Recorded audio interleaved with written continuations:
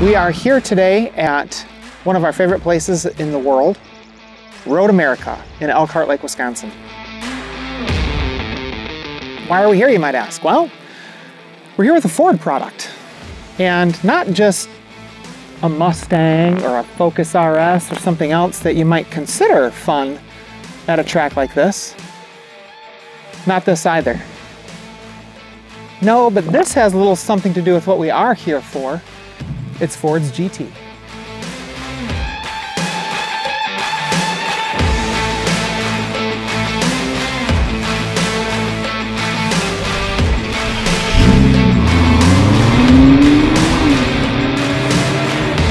So this is it. The Ford GT. Ford's supercar. Ford's answer to Ferrari. Like they've never done that before. Ford's Le Mans winning GT. Way back in 1966, 1-2-3 finish versus Ferrari. 50 years later, Ford decided, let's do that again. But first, a little history. Ford brought back the GT in 2005 and 6. They produced about 4,000 cars, and it was an homage to the GT40. Very, very similar in appearance, but with all the modern day accoutrements and everything else. 5.4 liter V8, supercharged, 550 horsepower, 500 pound-feet of torque. It was a great car. When it came out, $150,000 roughly, sticker price, $140,000, $150,000 sticker price, and they were changing hands for $40,000 over, $50,000 over. Now they're going for a lot more. Just goes to show what happens when you build something exciting. So in 2015, Ford surprised the world with this car at the Detroit Auto Show. After talking about pickup trucks and Raptors and a bunch of other stuff, they rolled out a Ford GT concept. The auditorium went nuts. And they started racing, and in 2016, Chip Ganassi's racing team took first at Le Mans in the new Ford GT. Another new GT placed third. So instead of a 1-2-3, they had a 1-3 finish at Le Mans. 50 years after the original. That's just amazing. But that brings us to this car. This is something quite special. Mid-engine, 3.5 liter EcoBoost V6. This is not a V8. And there are a lot of naysayers because of this V6. People saying it should be a V8. It should be something bigger. This is a supercar. Well, my friend, Porsche's been playing with 6-cylinder engines for a long time. And guess what? They perform just fine. This engine shares like 60% of its componentry with the same EcoBoost V6 that's put in an F-150. That's crazy. But in this car, it puts out 647 horsepower and 550 pound-feet of torque. Ford worked for, I think, a couple years with a team of 12 people in secret in Detroit developing this car. Nobody knew this car was coming. To keep a lid on something like this for so long, I mean, they gotta have CIA people working for them. The whole point and purpose of this car was to win Le Mans. When Ford announced this, the demand was so high, it sold out like that. 500 cars, gone. Then they announced another run for those who didn't get in. All in, they're gonna build about 1,300 Ford GTs. And that doesn't count the Mark II version of this car that they only built 45 cars of. 700 horsepower from this same engine. But based on the success they had with Le Mans, the different sort of diffuser situations they did, they put this big monster diffuser coming out the back of the Mark II, and it's track only. You can't take it on the street. This one you can, which is pretty awesome. So the Ford GT is carbon intensive. It's a carbon fiber tub, carbon fiber sort of cocoon that I'm in, the cabin. All of this is all carbon fiber. And there's a aluminum subframe front and rear that it's bolted to. All of this is done to keep weight low.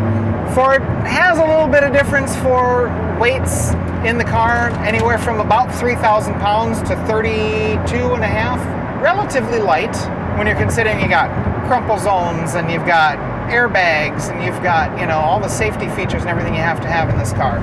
In designing the GT, Ford took little pages out of the playbooks of a number of different manufacturers.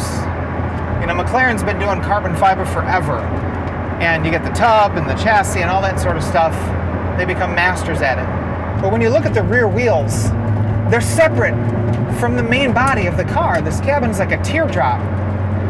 It's wide in the front, really narrow behind my shoulders here. There's a tiny little post box window to look through. Check out this steering wheel. Everything is on the steering wheel because there's no room anywhere else. This is a tiny cabin. I'm 6'2" and I'm hitting my head. I have to duck and bob my head around the mirror just to see where I'm going. It is a small cabin. So if you manage to pick up a Ford GT, make sure that you really like your passengers. The seat doesn't move fore and aft. It's fixed in position. There's a little lever here, a little pull strap that you yank on, and you can push a pedal box forward or pull it back. The steering wheel tilts and telescopes. We've got windshield wipers, washer fluid, wipers, turn signals, left and right. You've got your Ford Sync to work with. Volume for the stereo, which, I'm sorry, I can barely hear myself talking here, and I'm only going 60 miles an hour. So hearing a radio in here, just not gonna happen. On the other side, we've got brights. We've got our different modes, and then interaction with cruise control, and your stereo fore and aft. Cruise control. Why not? Not that I'd want to drive this thing across country. Then you've got some Ford parts bin pieces. You've got window switches out of a Ford Edge or any other Ford. You've got the light switch over here on the left side of the dash that you'll find in any other Ford product. But that's okay. That's just fine. When you look across the cabin, it's really interesting that there are vents in the doors themselves. There's no vents in the middle. There's just two big vents on both sides in the doors themselves. So you can't have air blowing on you from the middle. You can only get it from the side. But you can see when the car's sitting still how air would move around it. And the best thing, every single vent is functional. Every single one. The Ford GT was designed as a race car first and a street car second, unlike most other supercars on the road today. What does that mean? It means that every vent that you see actually serves a purpose and functions. In fact, there are two inlets here in the front that when you go to track mode and the car drops down, the wing pops up, these little flaps close to channel air around and push the car down further into the ground. Vents right here. But the coolest ones on this car are right here. These are functional intakes on both sides of the car. But the coolest part is that there's actually a channel that goes through here and feeds air into the engine bay. That's amazing. Coming to the back side of the car, we've got carbon fiber, of course, because everything on this car is carbon fiber. Outlets for the engine. And then there's a heat extractor here and another inlet on the inside here. What does that do? It channels air down the side of the car through here and actually out the taillight. That's a vent. I think that's pretty amazing. The designers and engineers at Ford spent a lot of time channeling air around this. I don't know anybody that would look at this car and say it's not attractive. If you're out there, I'm sure there's somebody. I'm just telling you, you're wrong. It's incredibly attractive. 7-speed double clutch transmission. Right now it's just an automatic, it's driving itself. Not doing too bad, we're in sport mode. There are 5 different modes. Wet, normal, sport, track, and VMAX. Here's what's really cool. When you go into track mode, the car drops like 2.4 inches. And it does it like that. It's not a slow suspension. It actually takes out a second set of springs from the equation.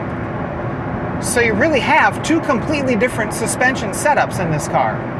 When you're in all the regular modes, You get 2 sets of springs and so on and so forth to make it comfortable. Then when you go to track or VMAX, it drops down to a whisker from the ground. All right, we're gonna go to track mode now. Watch this.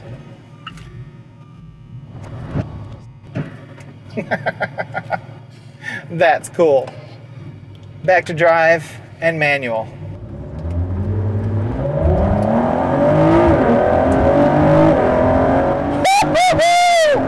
Oh yeah! That's what I'm talking about. Whoever says an Ecoboosted engine isn't good enough? You. So track mode, this car just dropped down like 2.5 inches. There's no ground clearance at all anymore. It sounds a little angrier. I don't think there's another set of baffles, it's just louder.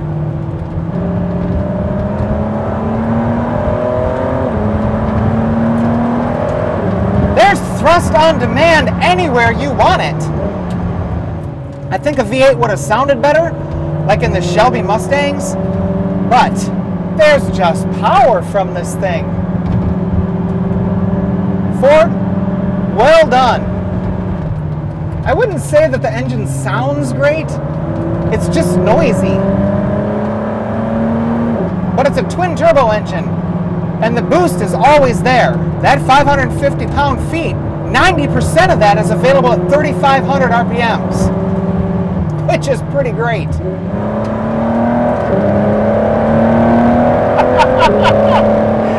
Yes! So much yes! So freaking loud in here. I don't even think they put insulation in this car. There's a rev line coming through the steering wheel. Rev limiter. Lights up.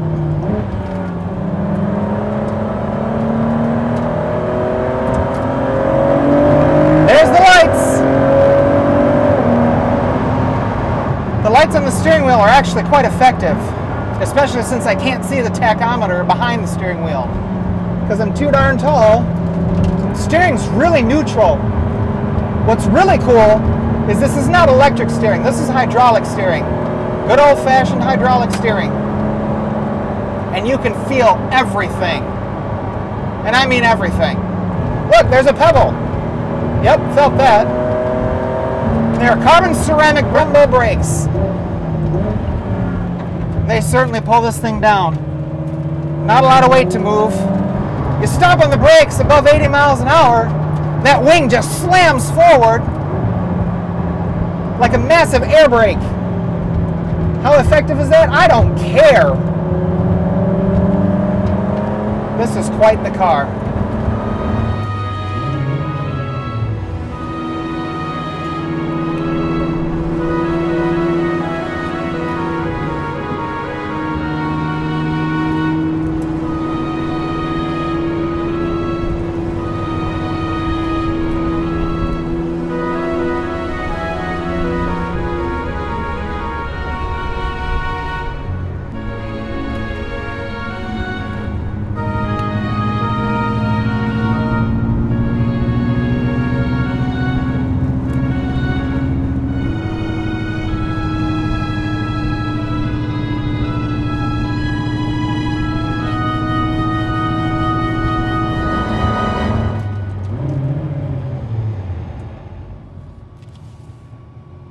Well done, Ford. Well done.